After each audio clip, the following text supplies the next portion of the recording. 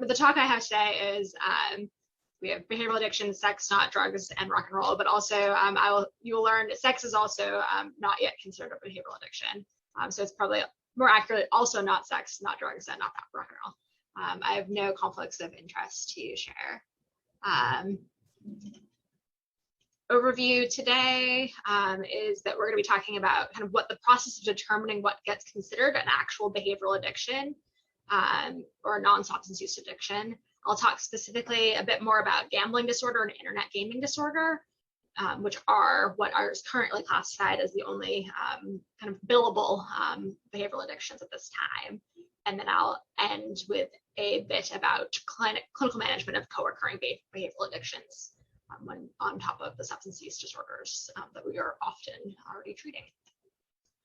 So behavioral addictions is a term that we throw kind of around a lot in pop culture. So this is, I don't know if people remember this show. This is My Strange Addiction, which was a show on TLC. And these clips you can watch all the episodes on YouTube now. But I've got I tried to pick some of the ones that had more obvious pictures for what they were. But we've got a girl who's addicted to drinking gasoline, pacifiers, a woman who's addicted to tanning, sniffing dirty diapers is the woman in the middle. Eating rocks is what she's got in her little prescription bottle, is some rocks to eat. And then the male he's addicted to having sex with his car. And this isn't just reality TV where we're throwing around all these different behavioral addictions. So this is an example from the empirical literature. So this is a fun paper example. So this is addiction to taking selfies. And the author defines selfie addiction in this piece and points out evidence of individuals dying taking selfies. So they fall off cliffs because they're trying to get better pictures and whatnot. And then they make a scale with different symptom measurements and different criteria for behavioral addictions. And they give the scale to hundreds of individuals and they validate this measure. So this means selfie-itis must be real, right? Selfie addiction must be a real behavioral addiction. This is a real journal. This is a journal that I've actually published in. But just because it's in the empirical literature or it's on a reality TV show, these probably aren't behavioral addictions.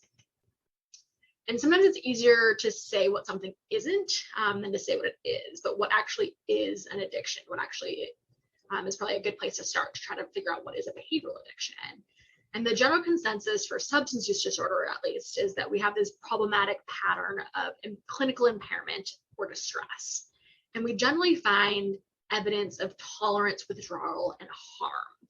And these symptoms are all going to present in cluster in relation to excessive use of a chemical, a drug. So how do we determine when a behavior is meeting this threshold? And most of you are probably going to be familiar with the DSM, which is the kind of gold standard at this point in the US of determining what is a mental health condition. And the DSM gets revised periodically. So for the most recent edition, the DSM-5, which came out in 2013, there was a group, a work group that was established, the Substance Use and Related Disorders Work Group. And this group really set out of determining and understanding what was an addiction and would a behavior be able to meet the threshold of an addiction. So this group did a ton of background work. They analyzed existing research data. They talked to groups of professionals who were experts in behavioral addictions and all addictions. They went around the country and did grand rounds and opened opportunity for comment and feedback. And the researchers were able to integrate all this feedback and incorporate decisions into this kind of overall proposal that then was presented to the big DSM task force. And the decisions based on their findings from the research literature and all the data collection that they did were finalized in 2012, which then went into that 2013 publication. So the range of behavioral addictions that they considered most strongly, I have listed on this slide. And these included sex addiction, eating addiction, shopping addiction, work addiction, exercise addiction, internet gaming disorder, and they also considered addiction to the internet more generally. And these were the behavioral excesses that they found had the strongest evidence in the research literature at the time. But out of all the substance use addictions they considered, it was only addiction to gambling, which in DSM-4, previous editions of DSM, they had been classified as an impulse control disorder. Only gambling disorder was reclassified as a non-substance use addiction. So while it was kind of a bummer that none of the others met threshold, the fact that there was, for the first time, a non-substance use addiction included in the addictions classification sort of opened this door for a shift in how addictions are defined and provided a metric for understanding how much data we need, what quality of evidence is required to introduce a new diagnosis. You can't just make a measure and call it self-itis and decide that's a new addiction. You need to have a lot of work needs to be done. So what allowed gambling to make the jump into being classified as a true behavioral addiction? And it's probably a combination of several main things. So because it was already classified as an impulse control disorder, there was this agreed upon set of criteria and this defined status as a mental health condition and a recognition of clinically significant harms from excessive engagement in this behavior. And this has increased prior to 2012, has increased really the quantity and the quality and the visibility of research related to gambling related problems.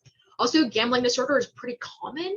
It's about 90% of people who in the population who gamble at some point in their life, and about 7% or so are going to have some amount of problems from their gambling, and about 1 to 2% of the population will have a diagnosable disorder within their lifetime.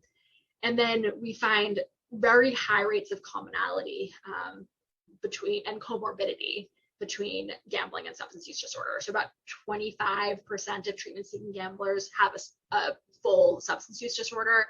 And in the substance use population, the estimates are about 5 to 20% of substance users have a gambling-related problem. There's also a lot of overlapping physiology between gambling and substance use disorder. So frontal lobe dysfunction is cited, and there's some overlapping genetic liability.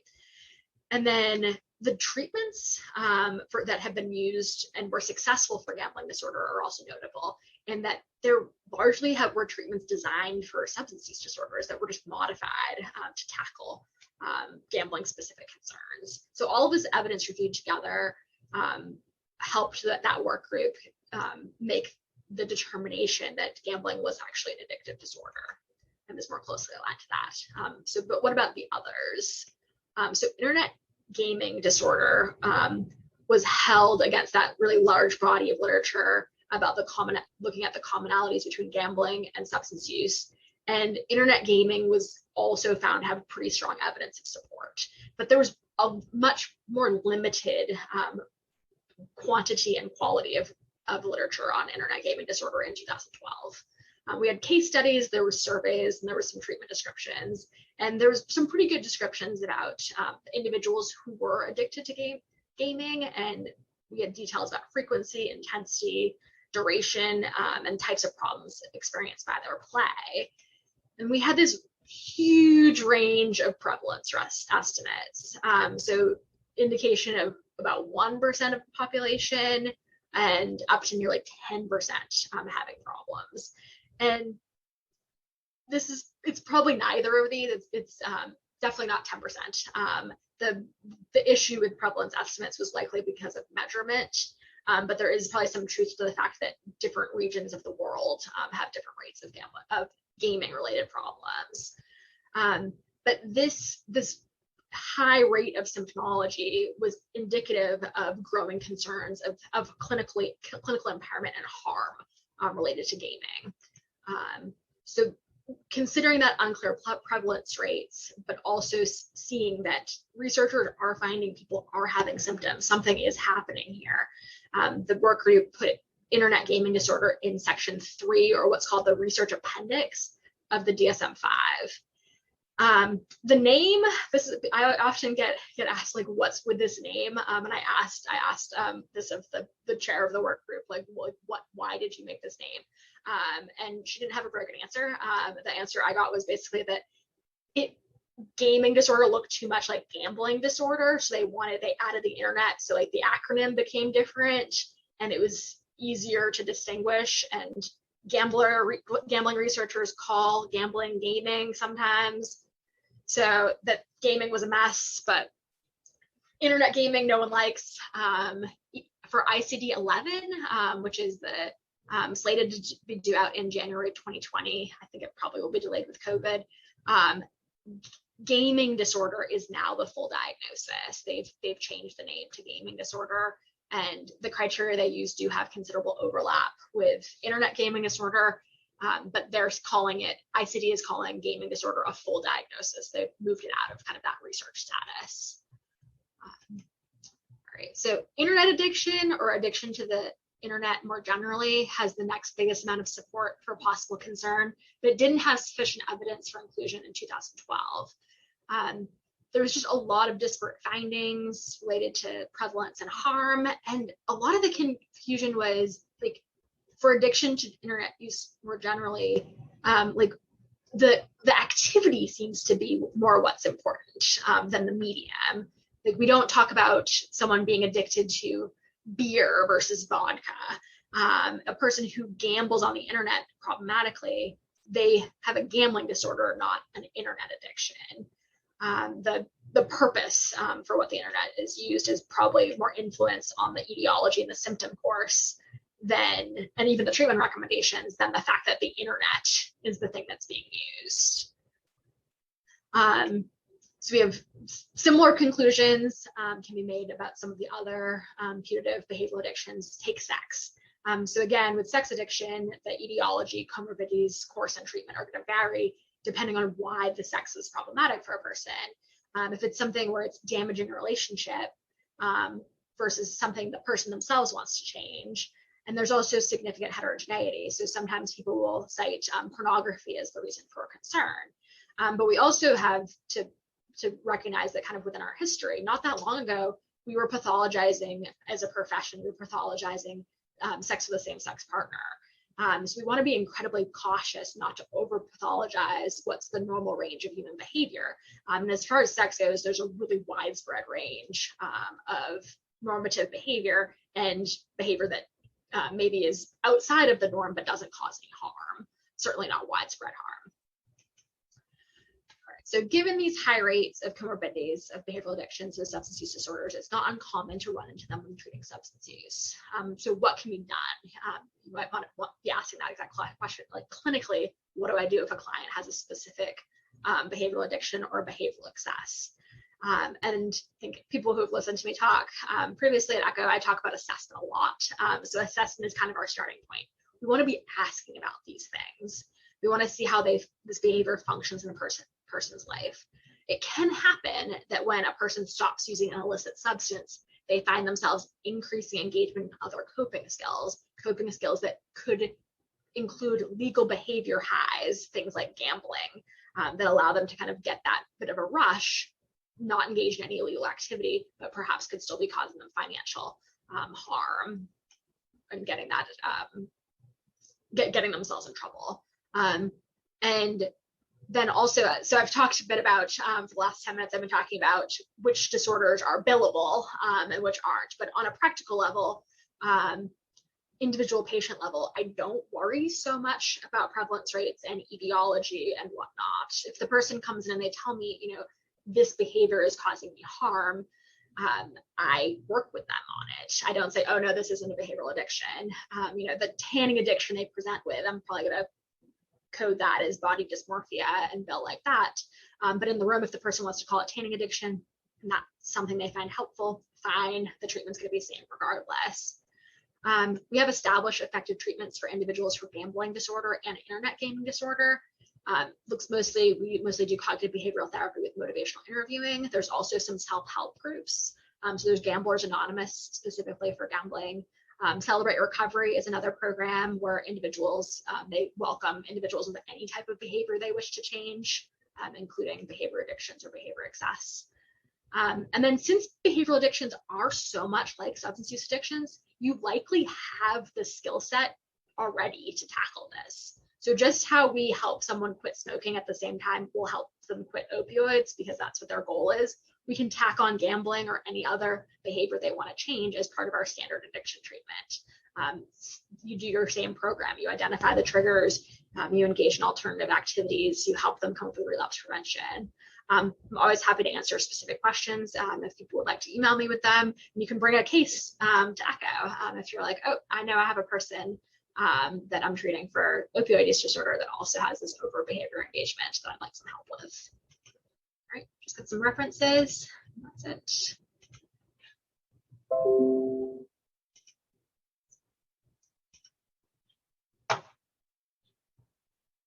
right, and I see Rick dropped us lots of references while I was speaking. Any questions at this time about the presentation? I know we like one thing that we see is screen time definitely is something that we warn our patients about. So with that, you mentioned like how they're using the internet definitely affects whether they're going to be addicted to it or not. And so is that kind of correlated to like the type of the screen time, like spending a lot of time on social media or gaming or? Yeah, so it's similar. I think we think of like TV, if people remember, like we're alive in the 80s or remember the research that was being done in the 80s, where everyone was like, kids are watching too much TV, the TV is going to rot their brains and they're going to just like sit on their couches and become part of the couch.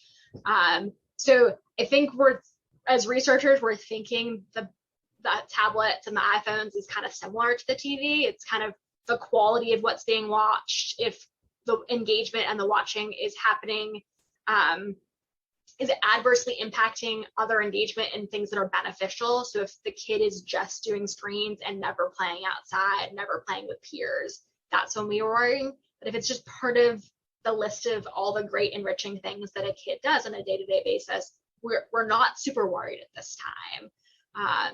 There isn't a major call to arms that like we must banish all screen time. And again, as you mentioned, it's the specifics of the behavior. If it's they're engaging in cyberbullying or something that's otherwise something we're significantly concerned about, and where they're engaging in the internet to do this, we're worried.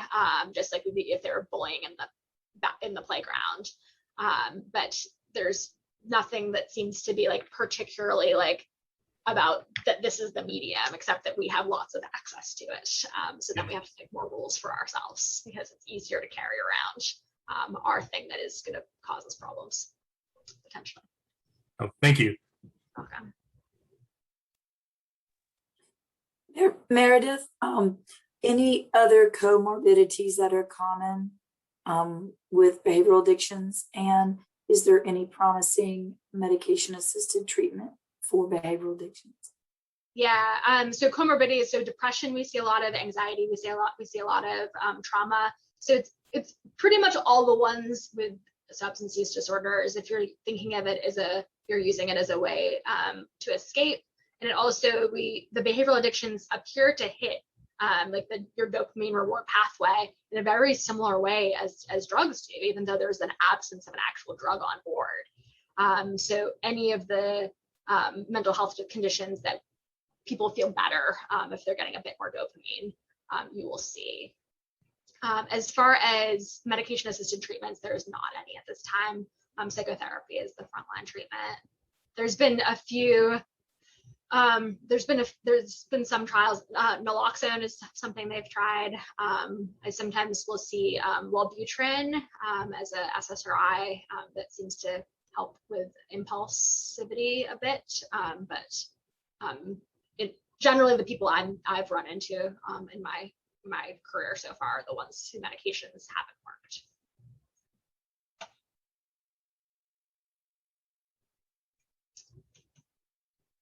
Other questions?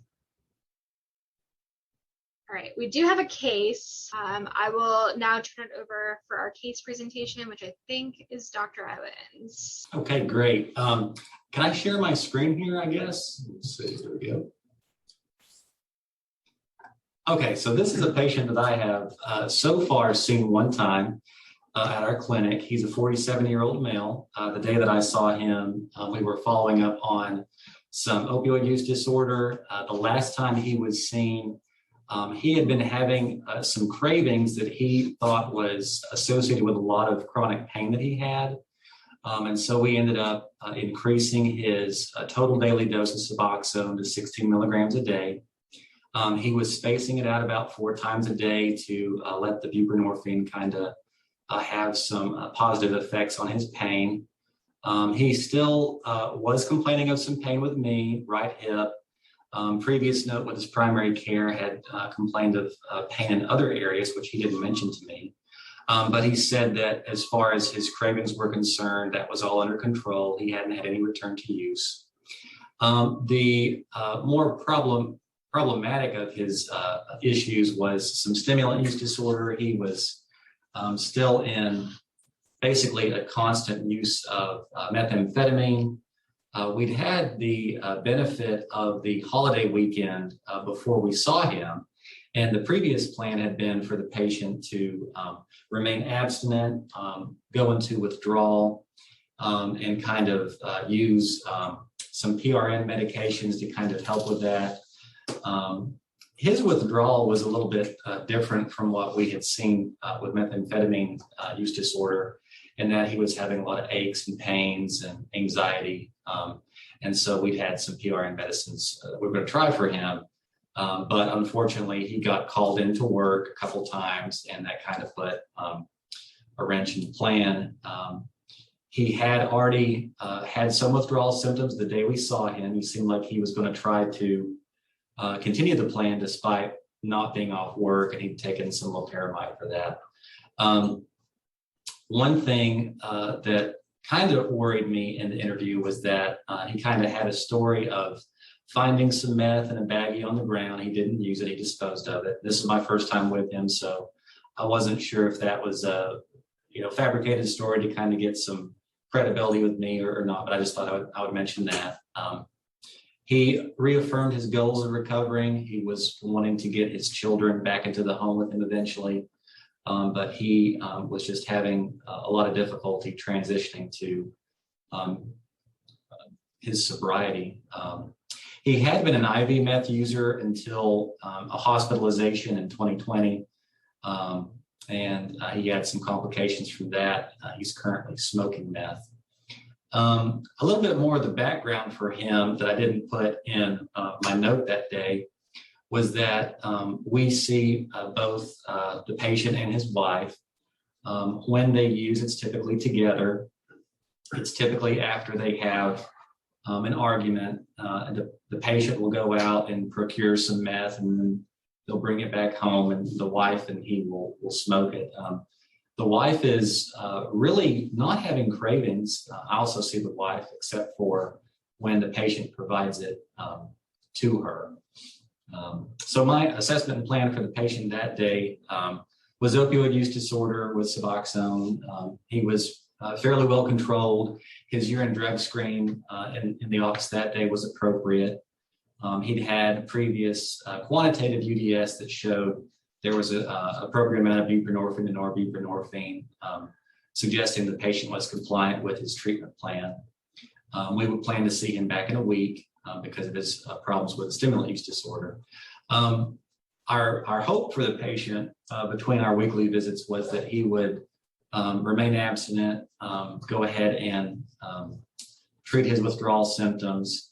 And we really discussed, wanting to see a negative UDS for methamphetamine as next visit. Our plan for him, but we didn't discuss it with him, was to offer outpatient detox or intensive outpatient treatment.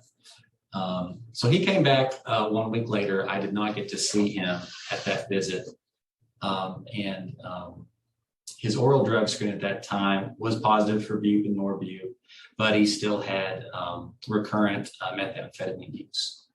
And so the plan right now is up in the air. We're waiting to see him back. But I'd love to hear any thoughts or comments, suggestions that you guys would have for this patient.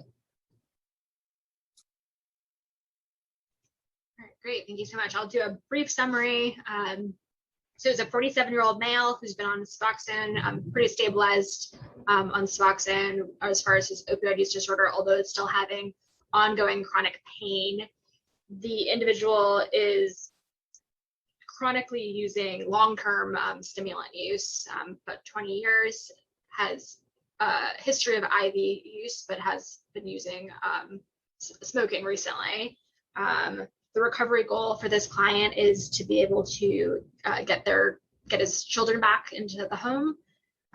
Current, more short-term, immediate goal is to become abstinent from stimulants, which could include him withdrawing on his own, or doing a supervised withdrawal with the clinic.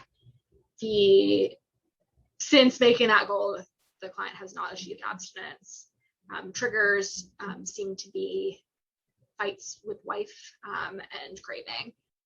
And then the clinical question is advice on how to help this client. Anything I missed that you'd like me to add? That covers it. All right, we'll open this up now for questions related to this case.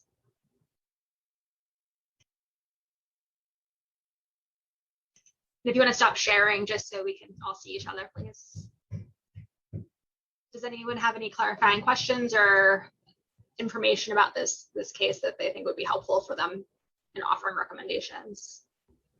I could ask what his motivation to use methamphetamine is. I know you said possibly like some strife with his wife. Is there anything else that's causing him to use? Yeah, the history that he gave me during that visit, I asked him, why did you initially use methamphetamine? And it was basically partying back in the day. He had said before that some of it is the kind of the get up and go factor that he would sometimes use in the morning to be able to do his activities of daily living. But there definitely was a factor of arguments with wife, and that seemed to kind of help things. Is he willing to go into an inpatient treatment? That's something that we don't know yet. He's been seen one time by another provider here. That note is still unfinished, so he may be willing. I'm just not sure about it. One of the things I know about this patient is that he has a difficult and dirty job that he doesn't really like. And I do think that work is a trigger, having to do this job and not like it, and being physically difficult and having pain is part of why he uses stimulants. Has he expressed any interest in doing any type of like marriage and family counseling with his spouse? They do attend group together. And at this time, it's interesting that his partner is on a higher stage of change than he is. She's really more in the action, late preparation action stage, where he's really more in late contemplation, with some preparation, but then slipping back. So they do attend group together, but at this time we've not been treating them as a couple, for couples counseling yet. Okay. But because of the disparity in their stages of change, she has expressed some concern about the long-term viability of the relationship. Has he ever had any periods of complete sobriety from stimulants since he started 20 years ago? Only when the patient has been in prison. The history of incarceration also makes a job change difficult for him because he's working for his family, which overlooks his history of incarceration. All right, if no one has additional clarifying questions, we can open it up at this time for feedback, recommendations, people to share experiences with having similar clients with this type of concern, things that have worked for them, or resources that they know of that maybe would be of help for the team. I'm not sure if this is potentially overkill for this client, depending on the level of motivation to change at this point. But I've seen some great success from people leaving Synergy in Tennessee. I'm not sure if you guys are familiar with that, but it seems like a pretty successful program. There's also lots of good support in the literature for mutual aid recovery groups as an adjunct to professional treatment.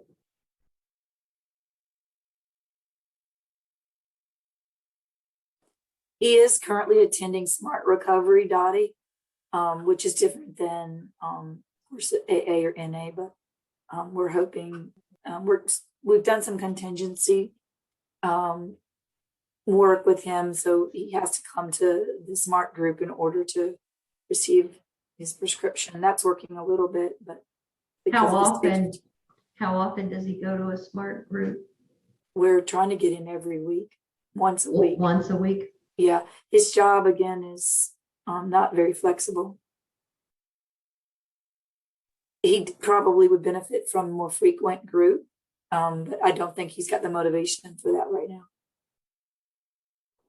One of the challenges I think with him is he's not particularly psychologically minded. He's kind of a quiet guy, and he's not, when he attends group, he doesn't engage a lot in group, at least not yet. Maybe that it's not a good fit for him and he needs a different group, but that is a challenge with him. It's not very talkative. I don't know if I'm allowed to explicitly advertise it, but we have I think this is within my IRB approval. We have a small grant that has been funded for contingency management treatment for stimulant use disorder that will be run at ATSU Family Medicine.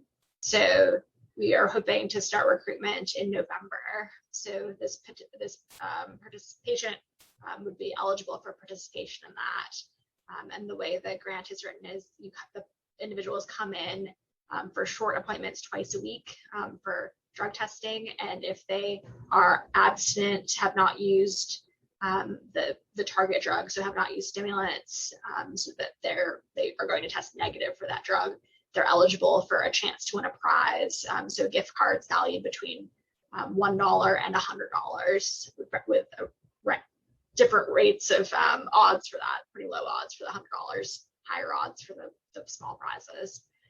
And this would last for 12 weeks. And there's pretty good evidence for this being really successful at reducing stimulant use in individuals. And hopefully this would be something that would be helpful for him to target this specific concern. We're not quite there yet. We have to get everybody trained up.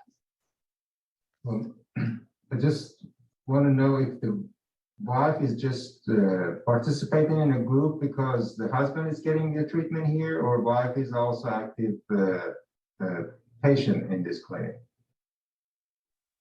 Wife is an active patient with us, and she's just for same medications, so same substance, and she's it's her. They had a baby together, and it's their baby that's the motivator. Getting that baby back is the motivator for both of them. She's just further along in her motivation than he is. And I'm assuming that they have the stable housing at this moment. They had not had stable housing, which is why they lost custody of their child. They have subsequently got stable housing. So it's one of the things that we, worked on early was that stability. Yeah, because what the case presenter was mentioning, that this too, when there is an argument, then he goes out and get the methamphetamine, and that seems like a peace offering, brings it in, and they both use. So this behavior of the, getting back together again in peace needs to be, worked on to have another, maybe, instead of the methamphetamine, they can get some flowers. And so that's a behavior that it seems like that it's become adopted based on the addiction that is present. But we can, in a couple therapy, they can work on that one and see if they can recognize this is one of those triggers that they are exposed to the methamphetamine again and again. One of the challenges in this relationship is that she has fairly significant ADHD, and it's her deficits caused by ADHD that trigger him. So getting that worked through, and getting some more realistic expectations for her, behavior, like his expectations for her behavior don't particularly show understanding of her ADHD. And then she also needs some behavioral treatment for her ADHD so that she isn't doing things that are destructive to the relationship. Does anyone have any recommendations for dealing with a dyad couple partnership where there's such disparate levels of motivation for change and things that they found effective? Dr. Jones, do you have any more specific questions related to this case that you think the group could perhaps provide you some feedback on? No, I think they've provided really good feedback. Thank you. Well, there are lots of articles that Ray posted on the chat. I think that those are for the subject of the, those cases that you mentioned about the gaming and game and behavioral addiction. I think those are very good to go and take a look at it if anybody is interested. All right, well, that was a wonderful case. Dr. Owens, you gave us a nice, concise summary. So we're getting done a few minutes early, so everyone can have a few more minutes to eat lunch before they have to go back to their million other things they have to do today. Thank you so much for joining us. Hope that you learned some things about behavioral addictions and got some new ideas about how to treat your patients with comorbid stimulant use disorders.